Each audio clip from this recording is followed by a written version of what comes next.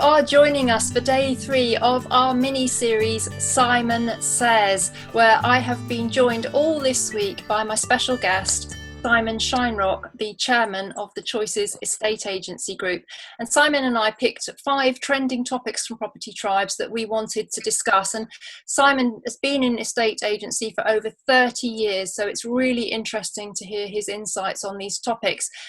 So hello again, Simon. We're going to go to talk now about newcomer landlords, because what's really interesting is that over lockdown, we've had a massive increase of traffic on Property Tribes of newcomer landlords, obviously who've been reflecting on life and their futures, and thinking that actually they do want to get started in property investment. So what is your advice and tips for newcomer landlords that are going to start investing in a post-COVID-19 environment? Well, again, it's a very interesting question, but when you actually I think, delve into that question, it's very difficult to answer in a single way, because these newcomer landlords are going to have individual situations and circumstances. They're not all going to be doing it for the same reason. And so consequently, I don't think I can just give some trite advice and say, this is what you should do. I think a lot of it depends on why you're doing it. And I think that, I suppose very broadly, and this is extremely broadly, I can think of immediately three situations. I've got some money and I don't know what to do with it. Should I buy some shares? Should I leave it in the bank for safety?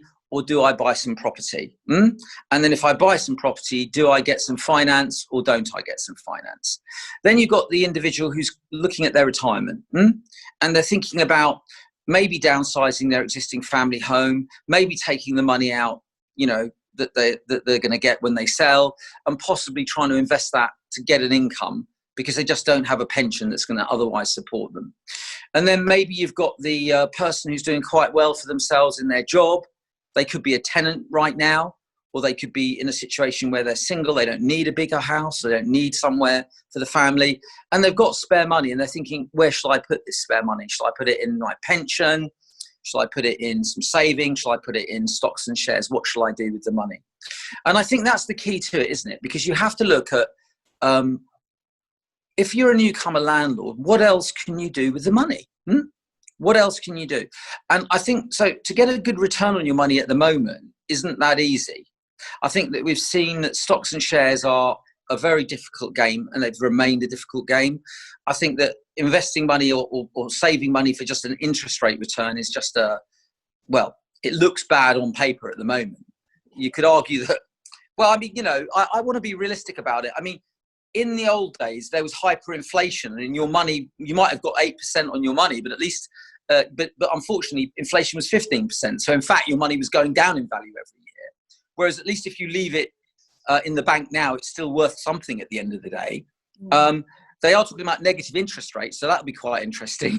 So, you'll be told that at the end of the year, 5% of your money is going to be removed if you don't do something with it.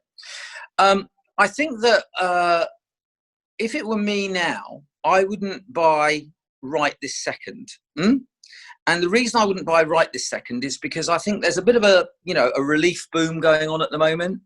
I also think that there's a very good chance you could get a stamp duty incentive that's coming down the line. Now, I mean, again, this is always a difficult one, isn't it? Because if they do give a stamp duty incentive, which I think is a very good chance that they will, because I think by doing that, they're going to prime the pumps of the economy in a way that is more effective than anything else that can be done. But, if you're going to save a percentage on stamp duty, you don't want to end up costing yourself more, in terms of the price. So it is a bit of a, weighing things up, which then comes down to everyone's in a sense their own individual with their own view of risk. So if you're a kind of risk-taking individual, you might like to go out there now and see if you can spot something that really will give you will tick all your boxes. But I'd be pretty fussy right now if I was going to do that. And I'd only get into it right now if I found the property that I genuinely believed was going to give me the kind of outcome that I was looking for. Alternatively, I would sit and wait for a bit, and see what's going to happen. certainly for the next 4 to 5 weeks, I would say. And then if nothing looks like it's happening and the market's still stabilizing and looking pretty much like it's going to be what it is, then maybe I would put my toe in the water. And the other thing I would say is that if you were going to start on the road to being a landlord now, and assuming your objectives are to build up a small portfolio of properties, I would buy them with at least 6 months between purchases right now. I wouldn't just go in with all my, I keep a few of my bullets in reserve at this point.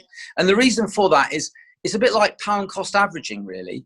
So if they go down a little bit and you can buy another property and you get an average price, they go up a little bit and it recovers more quickly.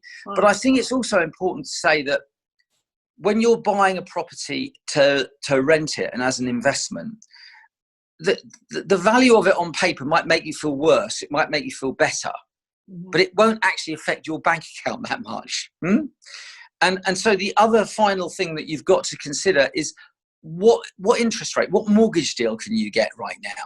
And so the other thing that I would be looking at the moment is I'd looking at these mortgage deals really, really, really carefully. And if I could get one that was hyper attractive and lock it in for, let's say, 5 years and know that I was going to get a profit from a really good quality property for 5 years with no worries, I'd probably do that. So I think my summary of being a first-time landlord is make sure you go in there with your eyes open. Take advice if you can. I would definitely recommend to use an agent to make sure that you're completely compliant and you're doing it right. And like I always say, just do the maths. Yeah, because numbers never lie, as we know. Provide the correct information into the equation. I think it was interesting what you said, Simon, about staging purchases as well, because actually that could apply to really experienced landlords who are expanding their portfolios.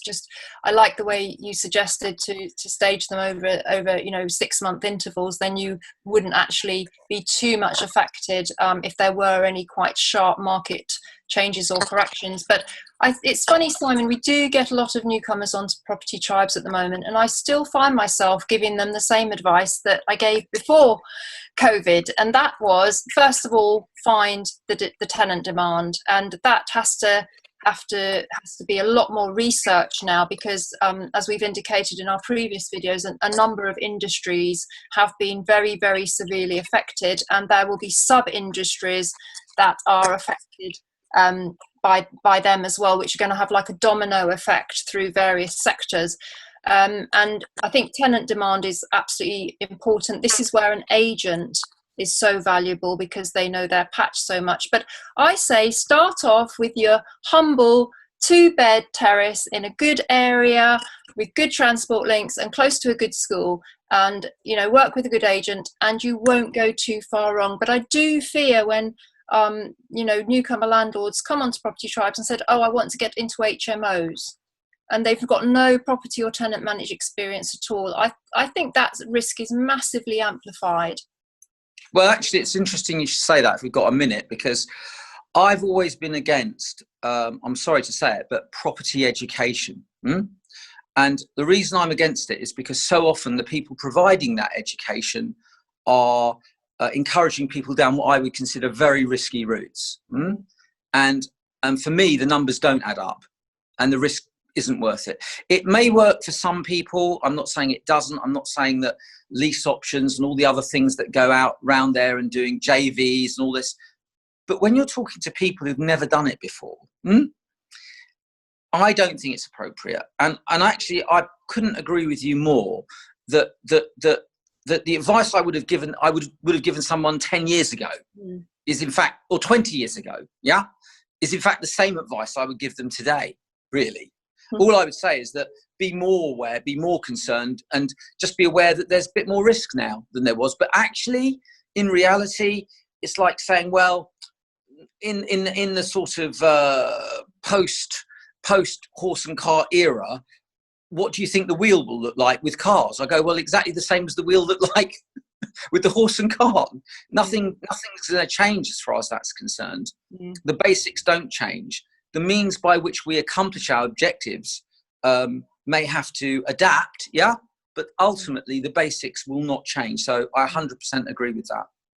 Okay, well, just to clarify, when you say property education, you do of course mean the wealth creation industry, because there are actually a lot of very good sources of property education, like the National Residential Landlords Association. Yeah, sorry. Arla No, runs I wasn't saying it's like with any industry, but I absolutely meant wealth creation. I actually absolutely meant greed type approaches.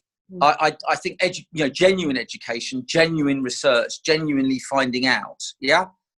So yeah, I stand corrected there. But I think most of the people that are going into this, all I'm saying is there's a lot of sharks in the water out there, a lot, and don't swim in those waters. That would be my best advice. Well, I like that. We want everybody to come and swim in Property Tribe's waters, where we're giving landlord education with somebody as experienced as Simon, who has over 30 years in estate agency. Very interesting to hear your views on this topic, Simon. And you will be joining us tomorrow. So thank you for now. Thank you to everybody for watching. And please join us for the next instalment of Simon Says tomorrow, right here on propertytribes.com.